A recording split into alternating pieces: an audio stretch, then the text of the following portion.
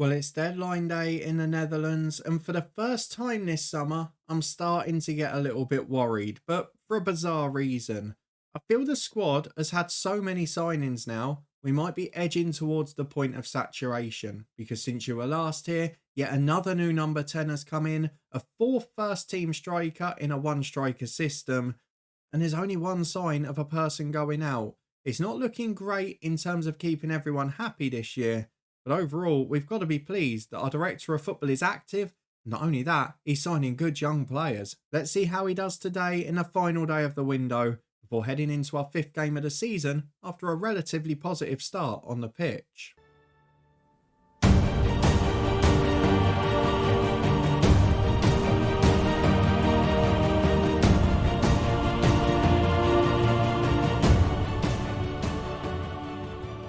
Yes, hello and welcome along to part 15 of the Coach's Head with me, Daniel. We are back today for deadline day following an active summer transfer special last time out. If you missed that one, it's up in the eye above as we started the new season. But as you can see, it's 3 wins out of 4 in the league. One very frustrating day, but we'll take it because we dominated the match. And a lot of signings, even since the last episode, that we've still got to go and talk about. So if you're looking forward to all of that, please do put a thumbs up on the video. It's great to have a director of football that's actually doing something again. And he's made the most of the fact that this year he's had a transfer model where he can spend. And that hasn't been the case since we've arrived. So let's go and start by having a look at the transfers and what's been happening since you were last here. Because there are 2 more new arrivals who are both very good players, but maybe not positions where we needed more strength in depth. So here we are then, 3 in and 3 out since the last episode, though I should stress as part of that, we didn't mention the Gonzaga and him one because we already knew that was happening, but both of those deals have gone through. So in addition to Van Berkel and Nicholas Rossi, who left the club as backup keeper, Jamal Gonzaga has now gone to Utrecht, 4 million rising to 5, and he's playing pretty well in Europa League and Eredivisie for them, having had a good first game of the season for us, it must be said. He's been replaced by Kwok Yu Hin, who we knew was coming in. He joins from Hertha for 1.4 million, rising to just under 2. So good young player, he's got potential. But he's not been at his best so far. He's not quite settled in, and he's not the finished product yet either. But with Thursday night football to come, he'll get plenty of game time as the year goes on. Let's talk about the other 2 outs because we have lost a couple of midfielders. One player who was a backup and we wanted to get out even last year, and one who was an emergency backup that wanted to leave the club, so no complaints. For 650 grand, Thomas McKendy has gone to Groningen. Makes me even more annoyed that last season he was rejecting those bids of 1.5, 1.6, 1.7 million. Just didn't get it. He's an okay player, but he's not this level. And he's now at Groningen, who did stay up, but he's a backup player there and they're a mid-table team. That tells you what you need to know. The other one is a player who ended up being a bit of a pleasant surprise for us, really. Gudmundar Nokvarsen was out on loan when we joined, was recommended to be recalled in a backroom advice meeting, and became a very solid part of the squad for a year and a half, and was a key part of the 11 the second half of that first season. He's been given a chance to go and earn a really good wage at Palermo, to go and play in the second tier and be part of something special in Italy if he can get them up. He was a good player, he wanted to go. I think he only had 1 year left on his deal. I mean, it just made sense, didn't it? Over 50 appearances for Willem II, and he goes with our blessing and puts over £1 million in the bank. We have got 2 more new signings, though, since Yu Hin, and the first one is the man that's going to keep Yu Hin out the team, because Oliver Antman has come in from Groningen, bit of a swap deal there after McKendy, £2.9 million, which I think after Jamaid is our biggest signing of the summer, am I right? Yep, he's bigger than Indio and he's bigger than Al-Qahtani. Maybe not in terms of potential fees, but Oliver Antman is a ready-made replacement. He is a 29-year-old attacking midfielder, can play centre mid, can play right wing. He's not the tallest, he's not the biggest, but he's a very good player. Fairly similar attribute mix to someone like Gonzaga, who's just left. Not quite as injury-prone, which is nice. He was on the bench for Groningen, which I find a little bit odd, but he's a player who we're definitely going to make use of. And I think while Yu Hin is adapting this season, having someone who knows the Eredivisie and having someone who's experienced and ready to go is probably not a bad thing. So a really good sign in that. He's a bit more natural in our style of play. as that sort of attacking midfielder that can run in behind, can finish, can score goals, can make those runs off the ball. And he's a determined character too, which is never a bad thing. The final one, though, is a bit of an odd one because it's a really great deal. I understand it, but it leaves us very heavily overloaded in a certain position unless I make an adaptation to what I wanted this summer. Because Saeed Adeli from Tractor for 1 million is an Iranian international striker at 19, who, by the way, looks like he's already very good and will be exceptional. Great jumping reach, great strength, great determination, good in the air, decent enough on the floor in the finish. Good penalty taker, good technique, good off the ball, works hard. He's got the lot. He's going to be a very good footballer, maybe just lacking that little tiny bit of pace. However, we've already got Pratagin still at the club, albeit he's now very much a utility man. We've also got Bajrami, who rejoined this summer. We've also got Indio, who was signed as a right winger, but I plan to play up front and might have to change my mind on now. And Adeli, to be fair to him, he came off the bench in the last game and he scored on his debut. So I'm finding it very hard to not put him near the squad, despite the fact that ideally I like to try tactically and evolve the team with Indio up front. Maybe eventually I have to consider a front two, but we're so heavily stacked in every area now, I don't know where I would drop people out. Maybe for Europe we could think about a 3-5-2 or something like that. But arguably centre-half's our weakest position now, so what on earth do we do? It's going to be interesting, but can't complain at any of these players coming in. The only problem with this one at 19 is that he's been promised regular football. If he was in as a squad player, I'd be absolutely thrilled. But overall, considering where we were in the normal head coach with Bayern, I don't think we can complain that our director of football is signing too many good first team players. I think we need to have a little bit of perspective in this situation. So as we come through today to deadline day, 16 hours remaining, 1 day to go I think until our next match, no 2 days to go. We can put our full focus into what's happening here. Apparently, we're still interested in Hyeralainen. I'm not sure that will get done. He did try once already. And Hussein Ali, who's been linked with a move out. Another man who's been linked with a move out is Khaled Razak, who's been on the fringes for a long time. And again, it's Palermo, who took Nokvarsen, that have come in for him. 1.3 million the offer overall, half of that up front. A 24-year-old winger who he just hasn't got going for us. He's not quite at that level. He's a good fringe player, but he's not as good as the ones that have come in.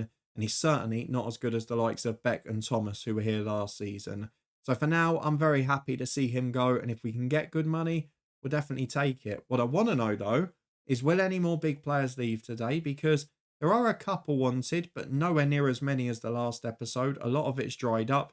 Magnus Grödem is unhappy. Will he be pushed away? He's unhappy about how many players we've got in that position. And can we cope with 4 strikers? There's a lot of questions to be answered. There's a lot for the director of football to sort. We've got the backroom advice meeting coming in an hour. Will any players be recommended for the transfer list, for the loan list? It's going to be a fun day, isn't it? Transfer deadline day. We are linked with Mendes and Hyeralainen. I don't think either of those come in. Razak linked with a move out. Hussein Ali the same. I could see a world, to be honest, in which both of them leave. But by the looks of it, we're over the wage budget now as well. The director of football has really been spending. So that deal for Razak is now going to be important. Let's take part in the day, 16 to go, and see if any big deals get done. I'd imagine it's going to be focused on the outs now. Well, I should say very quickly, if you're waiting for the news, don't worry. Our Europa League draw will be coming up, as will the reflection of our recent games. But firstly, there is an offer accepted for one of our youngsters. 16-year-old Werner Seldenrust has had an offer accepted from Excelsior. 100 grand up front, few add-ons and a bit of a sell-on fee as well. Oh, that's fine. He's never going to make it. Very happy with that deal if that gets done. Another 100 grand in the bank might be useful. Let's see if it gets done. Loan offer for Razak rejected, but we're still waiting on that permanent deal. Well, one of the deals that was being talked about today is definitely not going to happen because Luca Hyeralainen, who was on the shortlist actually, he has gone on loan to Brescia this season, so won't be rejoining. We have got a new reserves performance analyst coming in though. That youngster has rejected the move to Excelsior, and there are a few other things in the woodwork. The only thing I'm surprised about, there's no new backup keeper yet. He did make one offer for a player from PSG, a backup keeper, but he rejected us, went elsewhere. And he's not gone in with any follow-up. So maybe when the Razak deal's done, that will be his next plan. It's the only thing I could see coming in today. The only area of the squad planner, maybe bar centre-half, where we're particularly weak. And there is the deal. For 1.3 million, Razak is gone. He is off the wage bill. We are back under budget, both for transfers and for wages. Are we going to see a goalkeeper or a centre-half? I think they're the only two positions we can ask for improvement. We've got 2 or 3 good players everywhere else. It's just about whether there's an addition there. For now, I don't see anyone else going out. There doesn't appear to be much interest. The Hussein Ali deal, we've seen nothing yet. Let's see what the rest of the day brings. It's going to be, I think, a pretty interesting one. But so far, it seems fairly quiet.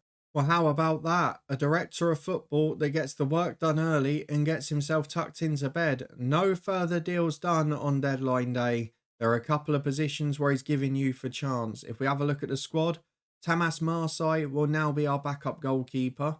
He's a Hungarian. He's got enough. I'm happy with him as a number 2. But I would have thought there would be another player chased there, given he went for one straight after Rossi departed. In defence, bar the 2 starters, we've got Lachkar who can drop in. We've got the likes of Ali who can tuck in as well.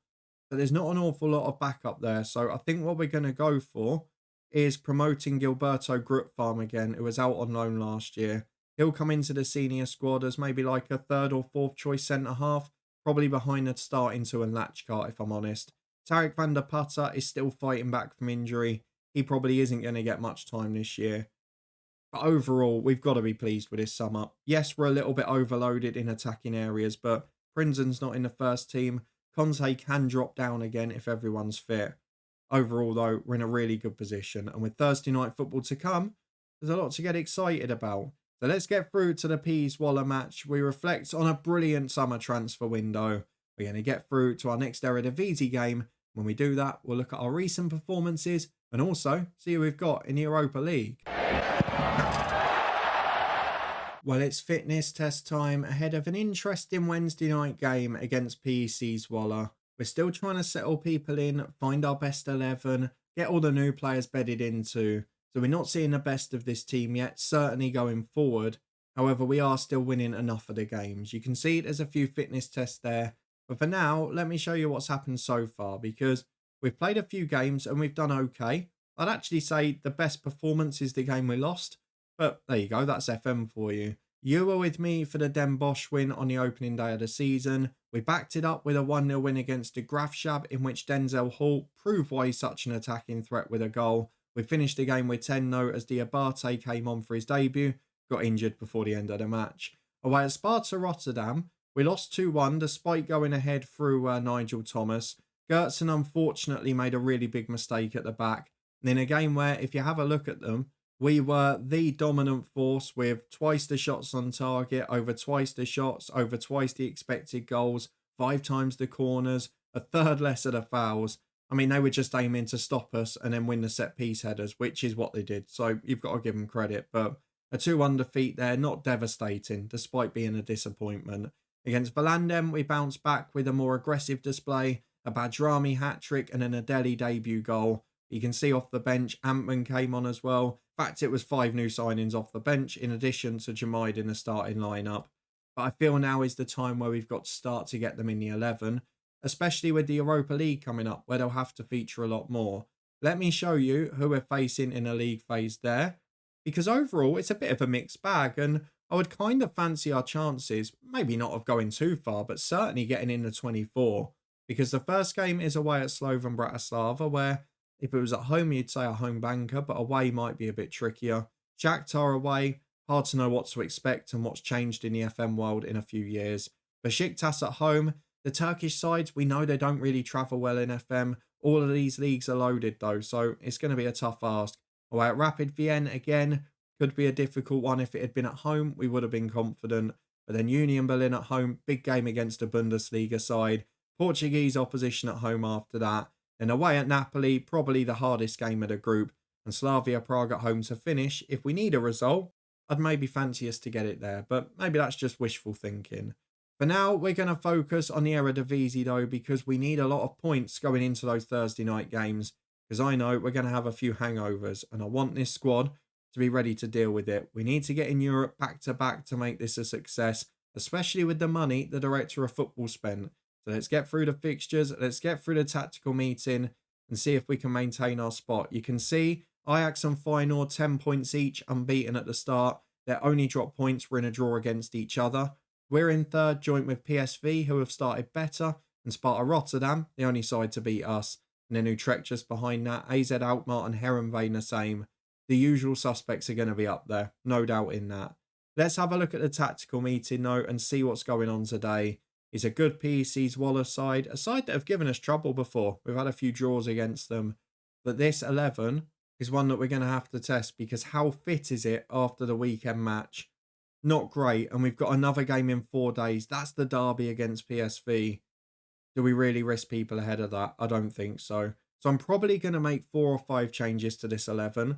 We'll be back in a minute to run through it and confirm them.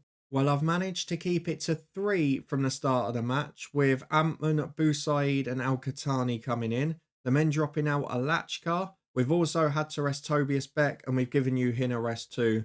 Boussaid makes his first start since injury, but we've got Conte on the bench. We've got Indio on the bench. We should be all right there for depth. And Thomas and Bajrami of that front 4 have been the star men this year, so hopefully they'll remain in form for this one.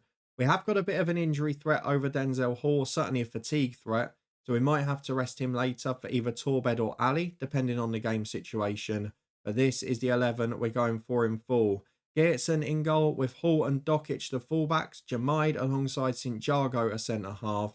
Rosier is in the holding role with Al-Khatani for the first time, with Thomas and Boussaid back out wide. And then Antman in for his first start after 2 substitute appearances since joining, behind Bajrami, who got a hat-trick at the weekend and will hopefully back it up today. But Adeli is there after his debut goal if we need him. Indio is still on the bench, as is now Yuhin. We've got some really good attacking players. We've got a few young ones breaking through as well. It does promise to be a good season once it all settles down. But in the meantime, can we find the goal regularly enough? Let's go and find out. Well, just an 11-man bench for us today, but that's not going to matter. There's still plenty of options there. One change for Zwolle, who have stuck largely to what they played at the weekend, but I think they did have an extra day's rest. Garcia McNulty at left back, a player to keep an eye on, the skipper. No one else that's that familiar in their team. So let's go and get through the dressing room and into the first half. I want us to pick up on the front foot as we did against Volendam last time out. Maybe if we can defend a bit better, that would be pretty nice. Zwolle haven't started the season well, so we've got to try and take advantage. But that's a hammer blow. Hat-trick at the weekend, and he's injured after 2 minutes. Adeli is going to come on for Bajrami. Maybe this is why the director of football gave us this big squad and didn't sell anyone. Oh my God. 4 minutes in, are you kidding me? Are you seriously kidding me? What's going on? We had this against Sparta Rotterdam, where they were just so aggressive against us. And we've now got 2 injuries within 4 minutes. And not only that, we've only now got 1 sub-break left. I'm going to bring on Torbed, and I'm going to put him on a defensive duty. Or am I? I might just leave him on attack, because what do we do from here? I can't risk Ali because he's not got 90 minutes in him. And I don't want to lose the other sub-break. 4 minutes gone, 2 injuries. To key players as well. A hat-trick hero from the weekend, our first choice striker. Denzel Hall is the single best rated player at the club. This is starting to feel like a bit of a disaster. The only positives are that Feyenoord are losing at home. Though PSV are winning, Utrecht are winning, AZ are winning. It's not the perfect day. And it's been a very quiet first half where we're not even creating much. But I'm not surprised by that, because the lads must be shell-shocked. To have lost 2 players off immediately after 5 minutes really isn't ideal. Boussaid's got a booking. He's obviously only going to do an hour or so. And we're going to have to be very careful with the last subs. Maybe look at half-time for him perhaps, just so we don't waste a sub-break. As Thomas gets the ball on the inside right. Looks for Torbed on the overlap. Big game for him this. The flex in! Arinchelo Torbed, the youngster. He's delivered what Denzel Hall does. A big goal. His first goal for the club. Oh, that's huge. Torbed, the 18-year-old. He's already played 28 games. He's not a great finisher. But his first ever league goal for Willem II, that is absolutely massive. And what a moment for it. Half time, it's basically the only real chance of the game. And it wasn't a great one, but we made it count. Don't get complacent, lads. I'm going to take Boussaid off. I need to save the sub-break. So he's going to be replaced by another youngster in John Conte. I am very tempted to bring Indio on, but I just feel like on the break at this stage, we have to go with that. There's no doubt that Nigel Thomas will be tired later. Probably him and Antman have to come off later in this game if we don't get any more injuries. So at that point, Yuhin and India will come on. But for now, Conte, he made an impact at the end of last season. The squad is being tested. And based on what we've seen before with Thomas and Boussaid, I'm just so nervous about what these injuries are going to be. As it's a free kick on the left for Zwolle. Maybe we need to worry about our performance first. Geertsen does well in goal. And hopefully it won't go the way of Sparta Rotterdam. We can hold on to the result. Jamide plays wide to the left-hand side. Dokic does well. Here goes Conte. Go on a run, son. You've got the ability, and he cuts inside. He does really well. Adeli holds it up, finds Torbed on the overlap again. He's in again. There's 4 in the middle. Torbed, can he turn provider? You bet he can. Torbed is having his moment, and based on the injury, he might be having a run in the team. So if he can find this form, it is very good news. The latest academy star is in, and it's the thing we've got to be proudest of. Conte and Torbed play a huge part in that goal, and Adeli has made it 2-2. As we're 65 gone, I'm going to try and push it to 70, just in case of an injury. My choices are Nigel Thomas, Rosier, and Antman. In the holding role, I've got Lachkar, but then he can just start at the weekend, so I'm not as worried there. I'm going to do the 2 I said at half-time. Indio for Thomas, Antman off for Yuhin. Another 2 young players that have come into the club this summer and hopefully can start to make a big impact, because despite those early injuries and the certain impact it had in the first half, we've definitely bounced back strongly. Unfortunately, Feyenoord have turned their game around. Utrecht was 6 up when I last looked. Now on the attack goes Zwolle. Are they going to try and get back into this? Torbed tries to get there. Thought it was a bit clumsy. No penalty given, but it's back to McNulty. Yuhin has nicked it though. Up to Adeli, who holds up well, but can't find that through ball. Yuhin, just a different type of player. Not got that natural instinct to run in behind like Gonzaga did, even like Antman does now. As Paredes finds links, and Zwolle in a long highlighter on the attack, which always worries me because they normally lead to something big. Here they are in midfield. Papela again, wide to links, taking on Dokic. Goes back to Papela. Into links, it's great football, it's a good goal. It's inevitable, isn't it? A long highlight is always leading to a goal. But 2-1 with 8 to go, you'd fancy us to see it out. But let's just hope. Maybe the flag will save us. Didn't see anything wrong with it personally. And there isn't anything wrong with it. So let's go and praise the lads. There's 5 minutes to go. Just believe in yourselves. This would be a huge win. Ajax are still 0-0. And we've got 4 minutes added on. So now man of the moment Torbed will drop to a defensive duty. I'm also going to drop Conte to a support duty out there. Might even do the same with Indio. He'll just be a winger on support. And then Yuhin can drop to an advanced playmaker on support, which is his preferred role anyway. We'll do the usual stuff out of possession. We'll slow the tempo. We'll time waste. We'll play for set pieces. We know we're pretty good from them. We're going to drop the line of engagement. We're going to drop off more. We're going to slow it down. We're still going to counter because those 2 wingers have got plenty of pace to burn. We want to give them something to think about. But I think we're just going to leave it at that and hope that we can see this out. In the circumstances, especially with how the night started, that would be a fabulous result. PEC Zwolle 1, Willem II 2, and a real breakthrough moment for Torbed. Another good sign from the striker Adeli. But how much are those 2 going to have to play in the next few weeks? Let's go and see how much their counterparts' injuries are going to set them back. And if it's a long time, we could be seeing a lot more of these 2. Well, you know me, I'm very nervous at this stage. Ajax did drop points, so we move up the second, but ultimately it's about just picking up points. PSV lost at home to Volendam. That's a really poor one for them and bodes well for the weekend. A potentially serious injury suffered by Willem II's Denzel Hall overshadowed events on a wet evening. It looks like Denzel Hall pulled up while sprinting with a broken toe. Badrami pulled ankle ligaments, so probably both in the medium range. Denzel Hall is 7 to 9 weeks. I didn't think it'd be that much for a metatarsal, but I suppose probably is 6 to 8 or so, isn't it? Hopefully it won't be as bad as it looks, but that probably takes us to November international break. Badrami is just out for a couple of weeks. That's not quite so bad. But Torbed, man of the moment, you're going to be playing a lot of football in the next couple of months, lads. So make sure you keep yourself informed. Really pleased that you scored. So happy for him. He's been a project we've worked on since we got here. We've got his personality up. We're improving his attributes. Now it's his time to fly with first team football. We'll deal with a press conference in a minute and all of that stuff. But a couple of big injury losses ahead of the derby at the weekend. We're not going to be worrying about that though. For now, I'm going to be focused on showing you as much European football as I can this year. But despite that, there are a spell of games enticing me. If you look between Shakhtar away on the 19th September and Besiktas at home, it's a rotten run of fixtures. You've got Feyenoord and Utrecht, who were 2nd and 4th last year. Venlo were 5th. AZ Alkmaar were 6th or 7th. So we're going to show 2 of those 6. I'm not going to tell you which ones yet because I have no idea. I guess if we win the first game against Slovan Bratislava, that takes a bit of pressure off.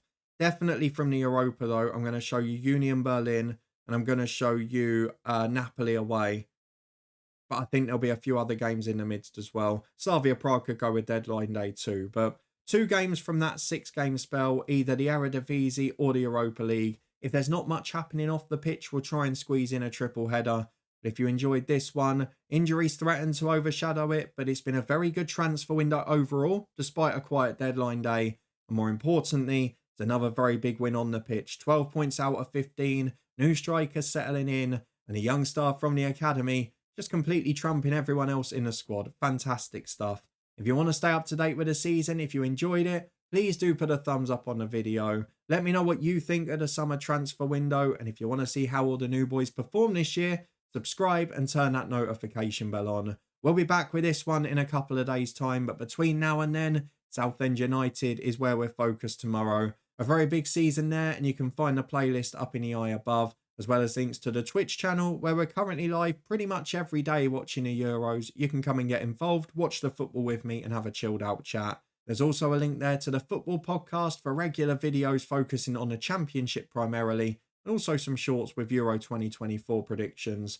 And I'll see you back here again next time, in a couple of days' time, as the Europa League beckons for Willem II. Fixture congestion that we've never seen before, and injuries already piling up before it. How will it go? I'll see you next time to find out.